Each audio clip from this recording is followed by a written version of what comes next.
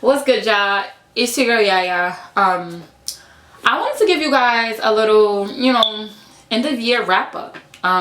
Just answer a few questions I feel like people have about my year, how life's been going, how was 2022. So here you go.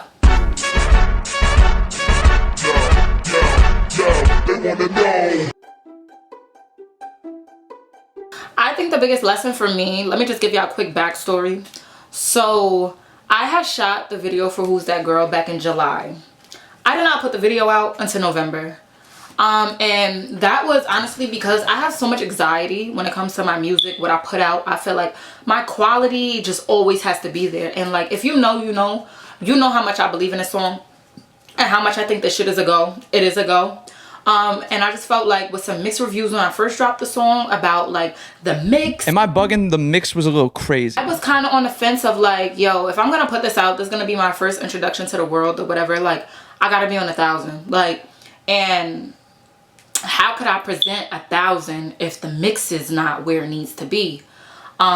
So I feel like after a few months of back and forth with my team and a few people who support me, I kind of just was like, you know what, fuck it, like we gotta let it fly. Like, and I feel like the lesson I learned was that like a good song is gonna go regardless, like regardless of the mix, regardless of anything else, regardless of the cover art, regardless of the promotion, like a good song is gonna go. Like, and I felt like I've been in rap groups, I've been in rap ciphers, etc. I've done mad content. I have never organically gotten as much traction as I've gotten with this video. So it just goes to show me that like God's timing is never wrong. So that was my biggest lesson, is to get the fuck out of the way and let God do what he needs to do. Period. My biggest moment, I feel like y'all know this. Y'all, if you watch my story, you know I post this shit often. SOBs felt like the BT Awards to me. Like, I felt like that girl. Like, you know what I mean? Like, nah, I felt like performing is like my favorite part of being an artist. I love getting on stage. I feel like I'm one of them talents. Like, you could kind of like not like my music. You could slide like not like me. But like, I feel like that my stage presence is everything. Like, and if you don't hear me, you gonna feel me. So, SOBs, I kind of felt like I worked my ass off. I practiced so hard, like, and I feel like it showed.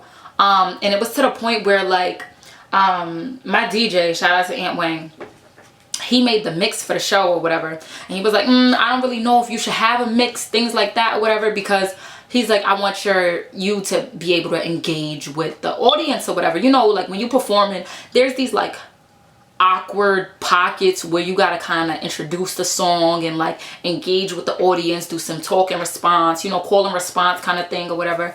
And he was like, I don't know if you're gonna be able to grasp that with a mix.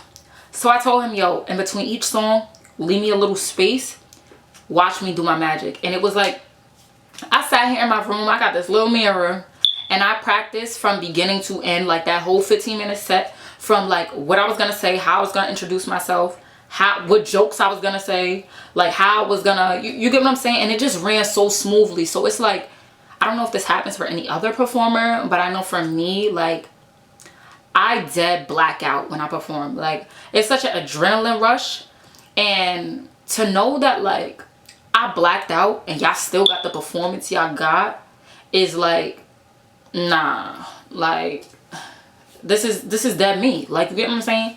So that was fire to me. I feel like if you was there, you witnessed greatness that day. You witnessed some magic. And I feel like even if you wasn't there and you saw them videos, you felt that. Like, you know what I'm saying? Like, that girl for real.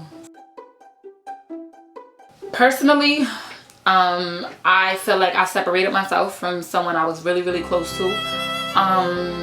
And I feel like with that, I had to do some inward looking. Cap. Some looking at myself. Cap. And I think with that being said, I listen more than I talk. I feel like I'm more in control of my emotions. I am a Pisces. I'm very emotional. I can be very irrational. I can be very crazy. I feel like I'm getting that together. I feel like I've grown up. And I feel like that's experiences, period. Like, that's what it's gonna do to you. It's gonna shape you.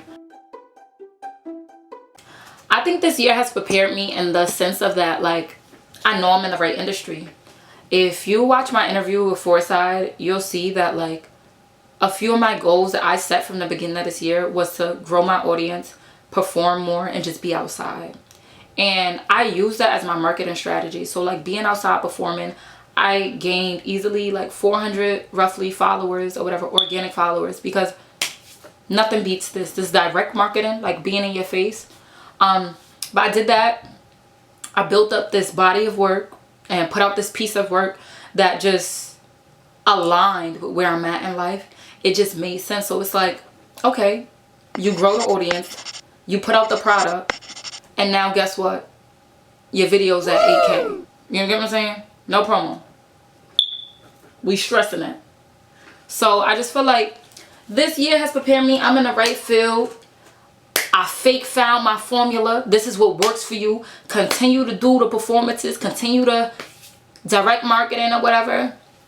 And then when you put out these bodies of work, when you put this shit in front of people, like, there's no denying you. And I feel like I needed that. Like, because as an artist, you spend years feeling like the underdog and feeling like I'm overlooked and feeling like I'm not getting the love I deserve and things like that. So this year definitely was like, you're supposed to be here. I would say, y'all gonna think I'm crazy for this, but I would say Miley Cyrus, Ordinary Girl. I love me some Hannah Montana, some Miley. Don't do me. But Ordinary Girl is like, I feel like sometimes I be thinking I'm a superhero and I could take it all on.